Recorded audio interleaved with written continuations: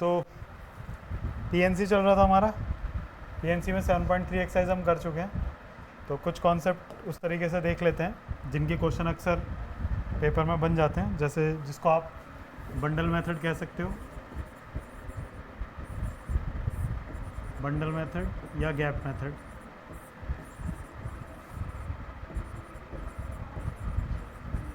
तो bundle method और gap method का क्या मतलब है? जैसे एक ऐसा क्वेश्चन मानो कि क्वेश्चन क्या है कि आपके पास तीन मैथ्स की बुक है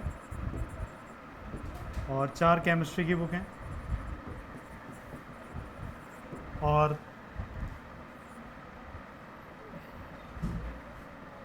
3 ही फिज़िक्स की बुक है।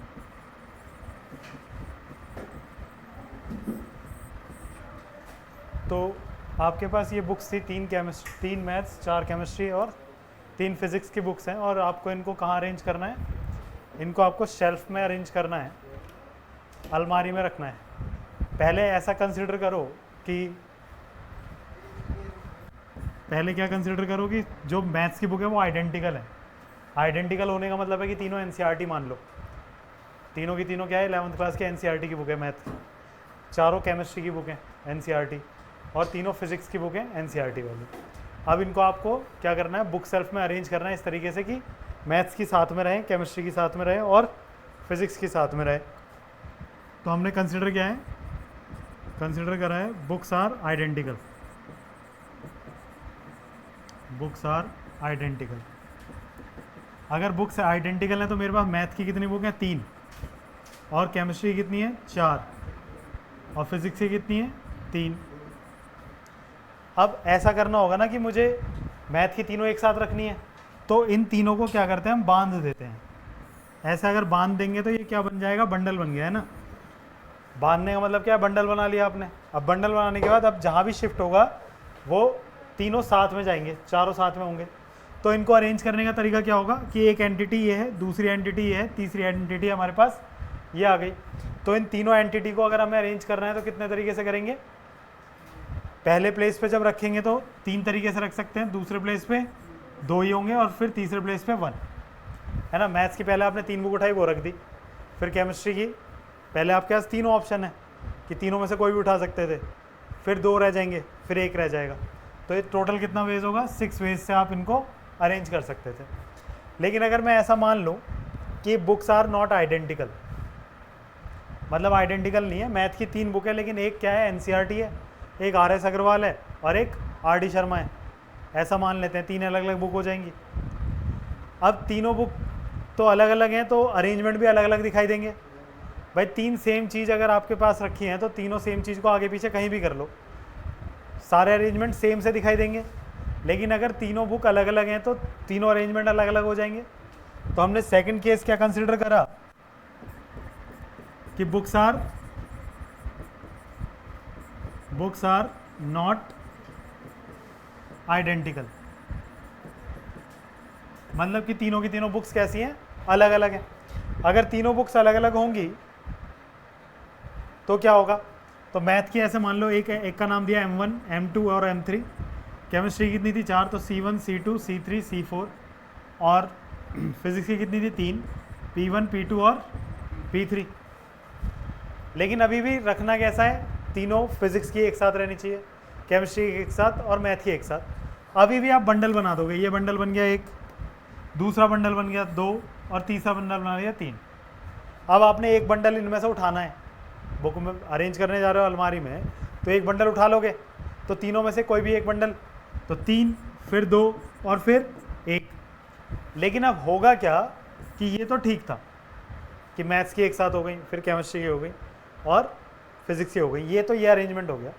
लेकिन ऐसा सोचो कि ये तो आपस में भी इंटरचेंज हो सकते हैं ना अब, क्योंकि M1, M2, M3 is different from M2, M1, M3 and it is different from M3, M1, M2। Yes और नो? क्योंकि अब की बार हमारे पास जो बुक्स हैं these are not identicals, they are different. तो अगर पहले नंबर पे कोई दूसरी बुक है, देन सेकंड पे दूसरी है और थर्ड पे दूसरी है, और उनको हम शफल करेंगे तो वो अलग अलग अरेंजमेंट तैयार होंगे। तो अब इसको आपस में अरेंज करने का तरीका कितना है? तो फैक्टोरियल 3। इनको आपस में अरेंज करने का तरीका फैक्टोरियल 4 और इनको आपस में अरेंज करने का तरीका फैक्टोरियल 3। तो ये टोटल अरेंजमेंट होगा अगर बुक्स आइडेंटिकल नहीं हुई तो। समझ आई ये वाली बात? क्लियर है? चलो एक क्वेश्चन देखते हैं और।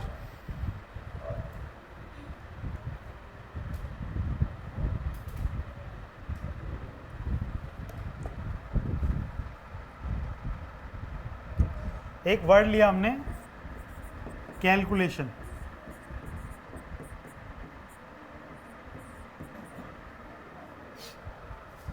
कैलकुलेशन ये वर्ड लिया है और आपको अरेंजमेंट बनाना है इस तरीके से कि ऑल एज आर टुगेदर। सारे ए कैसे होने चाहिए? एक साथ होने चाहिए। तो हम क्या करेंगे, जितने भी ए थे उनको इकट्ठा कर लो। एक है, दो है, दो ही तो हैं, तो दोनों को लिख लिया। उसके अलावा क्या बचे? सी, एल, सी, यू, फिर एल, फिर टी, आई, ओ, एन। सी तो हम यहाँ भी लिख लिया हम ना, सी, दो सी थे ना, चलो दो सी हो गए, एल हो गया, दो एल है, चलो यहीं लिख दो। हो गए पूरे?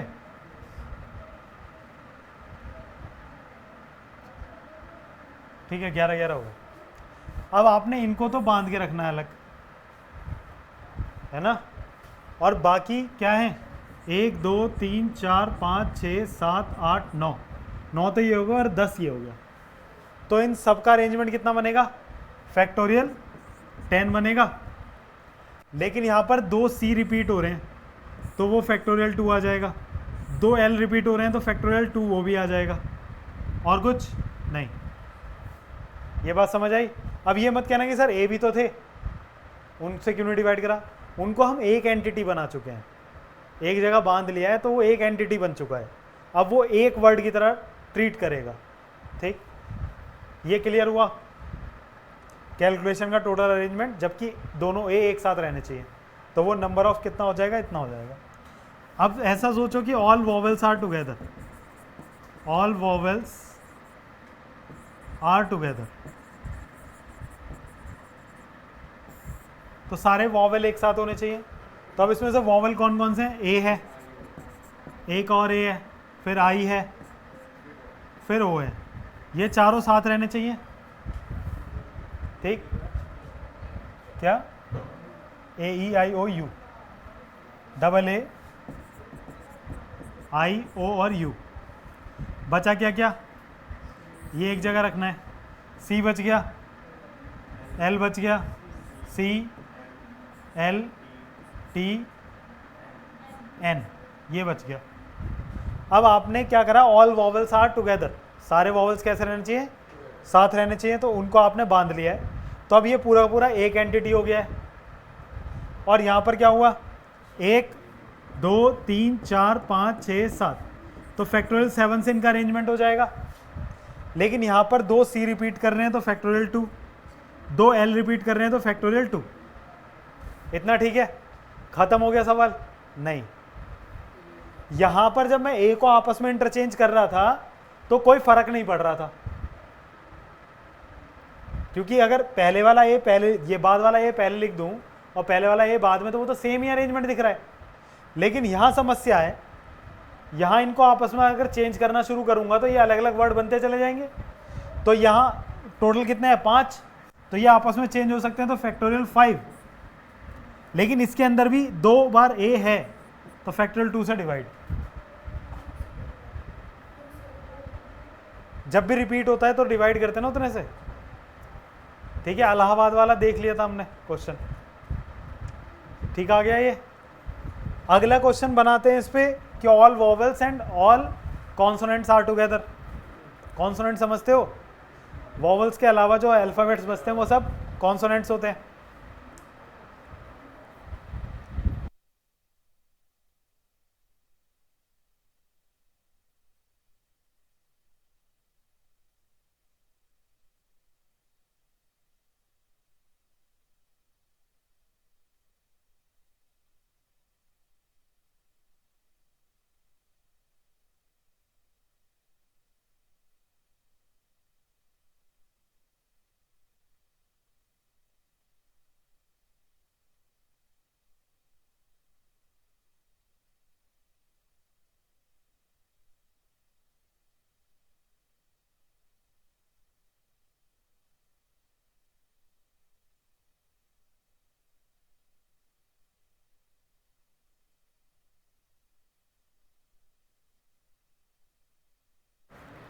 चलिए अगला देखते हैं। तीसरा है ऑल वॉवल्स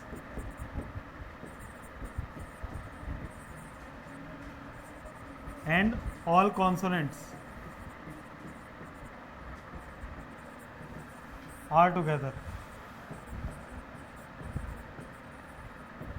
ठीक है, तो क्या था, कैलकुलेशन।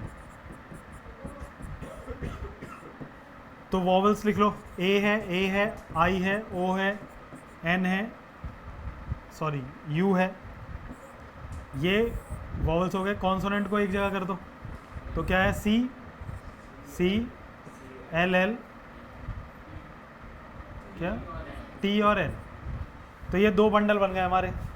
तो इन दोनों को आपस में अरेंज करने का तरीका, फैक्टोरियल 2, एक और दो, दो ही एंटिटी है ना, फैक्टोरियल 2। हाँ, तो फैक्टोरियल 2 दोनों को अरेंज करने का। अब ये आपस में चेंज हो सकते थे, तो ये कितने हैं, 5, तो इनटू फैक्टोरियल 5, लेकिन इसमें 2 रिपीट कर रहा था फैक्टोरियल 2। ये कितने हैं, 6, तो factorial 6 divide by factorial 2 into factorial 2, ये टोटल आंसर हो जाएगा। ठीक है, कोई दिक्कत। तो ये है कौन सा, बंडल मेथड कहते हैं इसको एक तरीके से।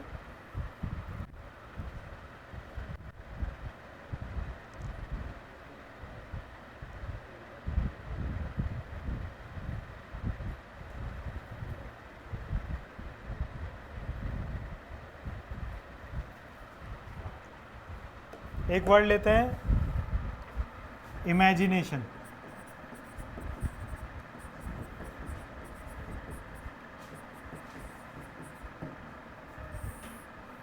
इमेजिनेशन,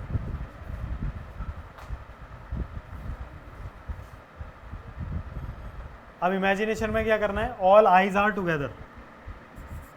पहला क्वेश्चन है all I's are together, solve करो इसे।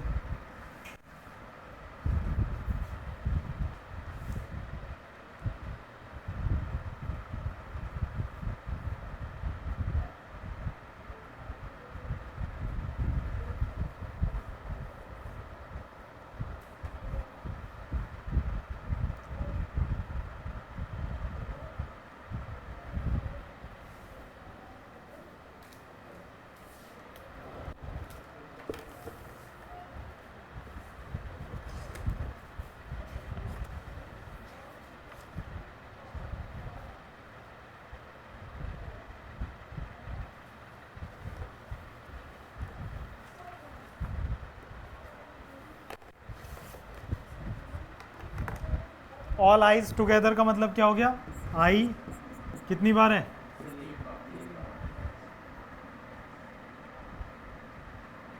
3 बार है, तो तीनों आई एक साथ रख दो, है ना।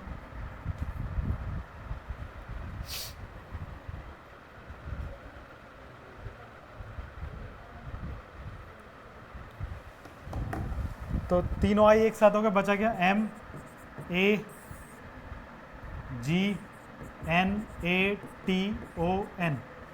तो टोटल वर्ड कितने हो गए, 1 2 3 4 5 6 7 8 9।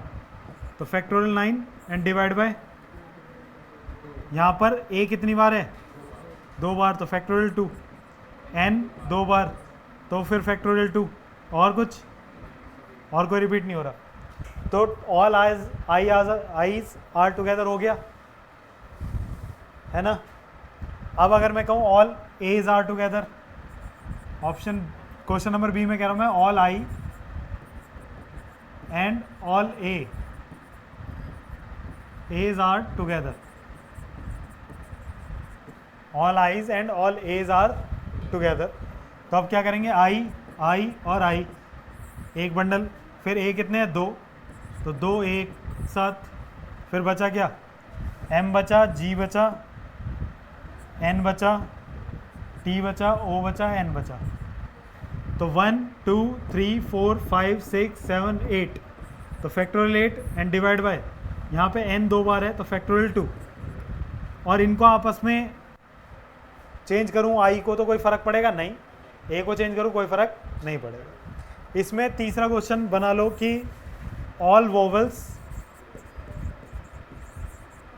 And all consonants are together,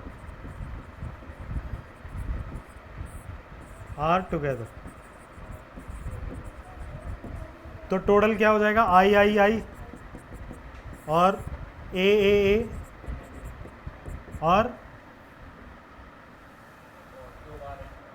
N vowel थोड़ा ना, ओ आएगा एक तो, और तो कोई नहीं है ना, आई हो गया आई हो गया आई हो गया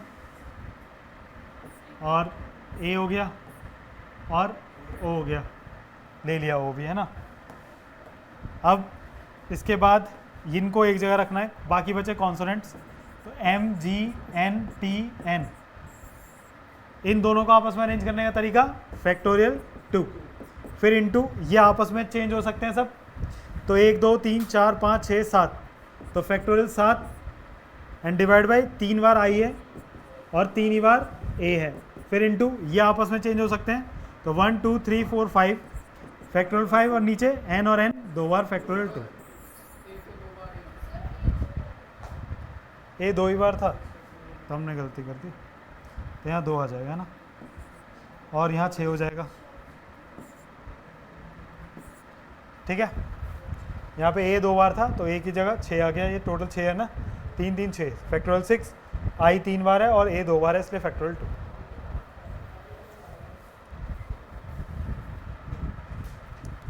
अब कैलकुलेशन वाला ही वर्ड देखो, कैलकुलेशन।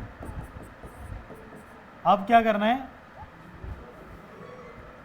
पहला क्वेश्चन अरेंज करना है इनको, इनकी टोटल परम्यूटेशन बताने हैं, जबकि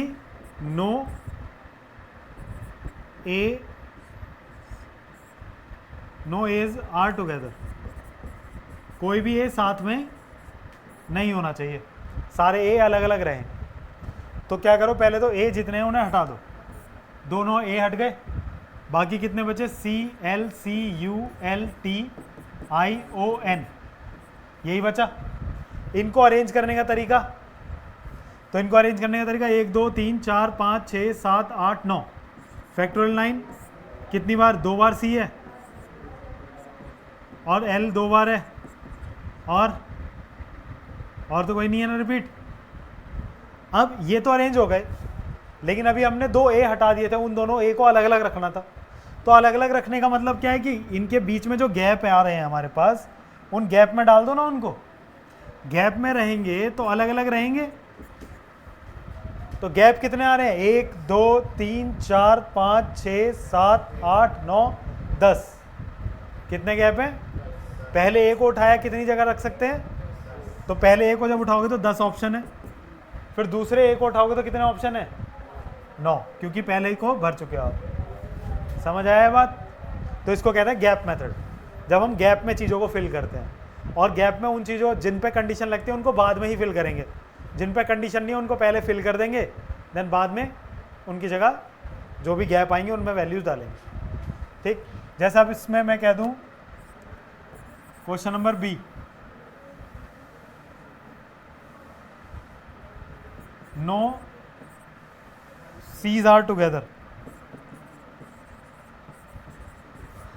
कोई भी सी को हमें साथ नहीं रखना है। नहीं, 10 इंटू 9 तो ठीक है ना, फैक्टोरियल कैसे बोल रहे हो, फैक्टोरियल 10 इंटू फैक्टोरियल 9 नहीं, फैक्टोरियल 10 का मतलब क्या होगा, 10 9 8 7 6 5 4 3 2 1, मैंने ए को उठाया और ए के पास ऑप्शन कितने हैं, 10 तरीके से रखा जा सकता है, यहाँ रख दूँ यहाँ रख दूँ यहाँ रख दूँ यहाँ रख दूँ, तो 10 वो आपस में ऐड होगा, मल्टीप्लाई थोड़ी ना। अब no C's are together and no H's are together, दोनों को अलग अलग रखना है।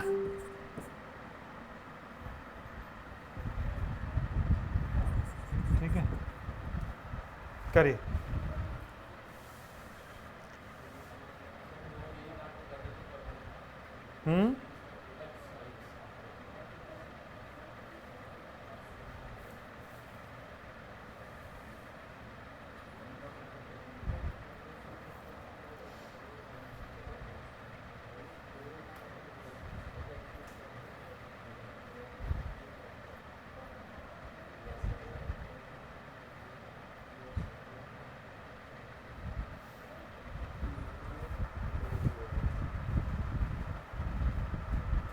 सी और ए को छोड़ दें अब की बार, सी और ए को छोड़ दूंगा तो बचेगा क्या, L L U L T I O N, ये बचेगा। इनको अरेंज करने का तरीका 1 2 3 4 5 6 7, तो फैक्टोरियल 7 नीचे डिवाइड होगा फैक्टोरियल 2 से बस। अब इसके बाद मेरे पास गैप कितने हैं, 1 2 3 4 5 6 7 8, 8 गैप है। अब 8 में से मेरे को कितने गैप भरने हैं, 4, तो 8 में से मैंने पहले क्या करा, 4 गैप चुन लिए, 8C4 लिख लूँ उसको। सी का मतलब क्या था, सिलेक्शन। 8 में से 4 गैप चुन लिए। अब उन 4 गैप में आपने क्या करना है, ए और सी को अरेंज करना है। तो कितने तरीके से अरेंज होगा, फैक्टोरियल 4 है ना, और ए और सी रिपीट कर रहे हैं तो फैक्टोरियल 2 इंटू फैक्टोरियल 2। समझ आई बात। सेम चीज़ मैं यहाँ भी कर सकता था। पिछली बार मेरे पास क्या थे, 2 ए थे। देखो 10 इंटू 9 की जगह क्या आ सकता था, इसका ऑप्शन क्या था। आपके पास स्पेस कितने थे, 1 2 3 4 5 6 7 8 9 10, 10 स्पेस थे। तो 10 में से कोई से 2 स्पेस चुन लेते, 10 में से कोई से 2 स्पेस चुन लेते। उसके बाद क्या करते, आपके पास 2 ए थे, उन 2 ए को अरेंज करने का तरीका फैक्टोरियल 2, लेकिन दोनों सेम है तो फिर फैक्टोरियल 2 से डिवाइड, यही तो होता। अगर सेम चीज़ों का अरेंज करते हैं तो जितने सेम हो जाते हैं, जितने लाइक होते हैं ऑब्जेक्ट्स, उतने से डिवाइड करना होता है। तो अब 2 ए को अरेंज करना है तो फैक्टोरियल 2 डिवाइड फैक्टोरियल 2, यानी कि एक ही तरीका था। इस 10C2 की वैल्यू क्या होगी, 10 9 नीचे 2 और 1 है ना, ऐसी तो जाएगा। सेम नहीं आया ये, यहाँ कुछ छूटा गया, 2 जगह चुनी फैक्टोरियल 2 और दोनों रिपीट थे तो फैक्टोरियल 2 से डिवाइड कर दिया, 1 हो गया। 10 9 गड़बड़ कहाँ हुई,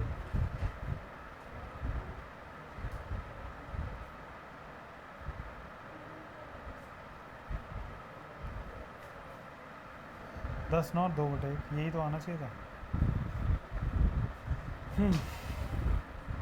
कहाँ गड़बड़ है, कुछ है।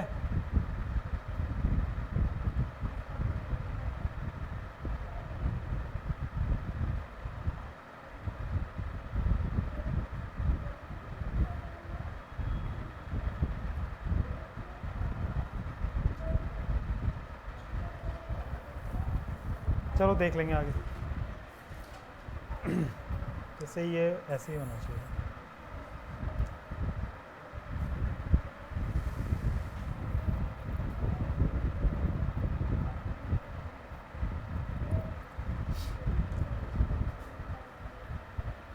एक्सरसाइज 7.4,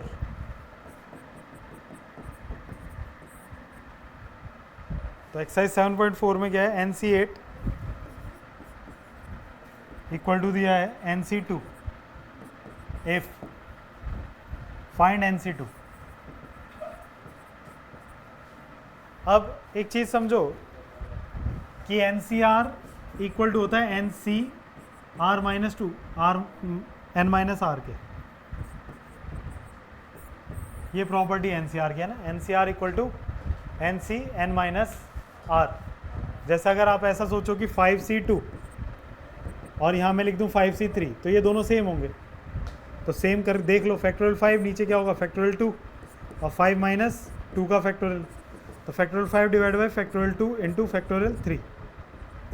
इधर सॉल्व करोगे तो फैक्टोरियल 5 नीचे फैक्टोरियल 3 और दोनों का डिफरेंस फैक्टोरियल 2, तो दोनों सेम ही है। तो क्या होता है कि जब ऊपर वाला सेम हो और नीचे वाले का सम ऊपर वाला बन जाए तो दोनों बराबर रहेंगे। जैसे अगर मैं आपसे कहूँ 10C3 तो किसके इक्वल होगा, 10C7 के। 10C4 is equal to 10C6, 15C3 equal to 15C12, है ना। तो अब ऐसे यहाँ सोचो, यहाँ कितना होगा, n कितना हो जाएगा, 10 हो जाएगा, है ना। n कितना हो जाएगा, 10।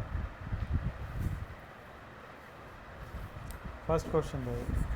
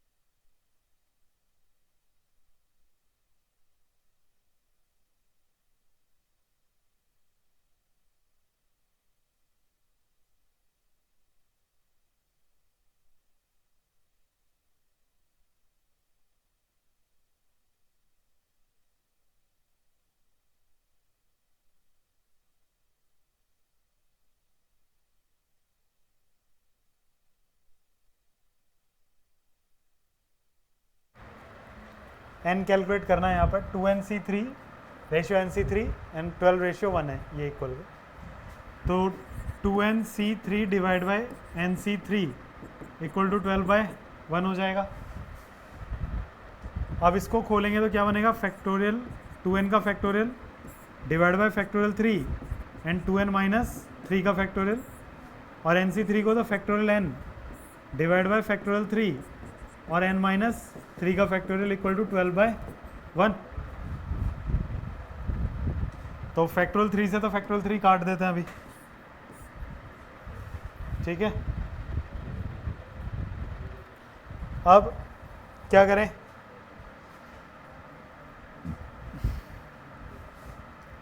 टू एन का फैक्टोरियल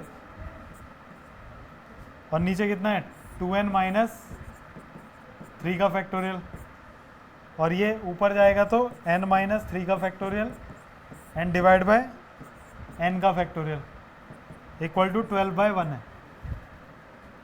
अब इसी को खोल दूँ ना, 2n को अगर कम करता जाऊंगा तो 2n आएगा, 2n-1 2n-2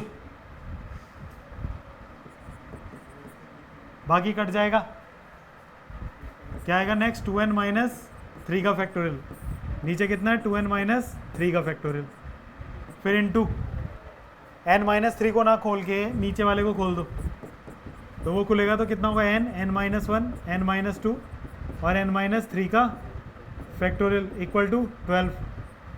n-3 से n-3 कैंसिल हो गया और यहाँ पे 2n-3 सही है, तो यहाँ पे क्या बचा 2n-1, इसमें से 2 कॉमन ले लूँ तो यहाँ बचेगा n-1 एंड डिवाइड बाय नीचे वाला लिख लो n-1 n-2 इक्वल टू 12।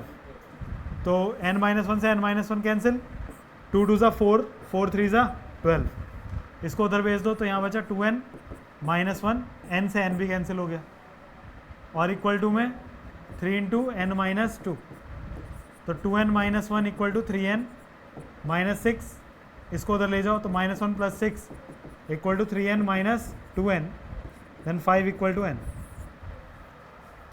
ठीक है, नोट करो इसको।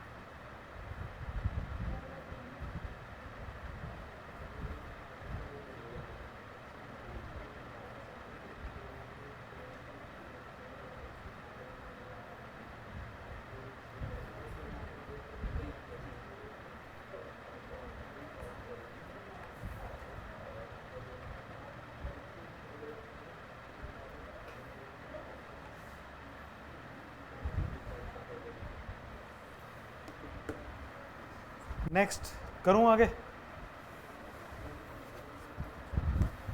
2nc3 ratio nc3 equal to 11:1, n solve करो, निकालो n, फटाफट करो इसे।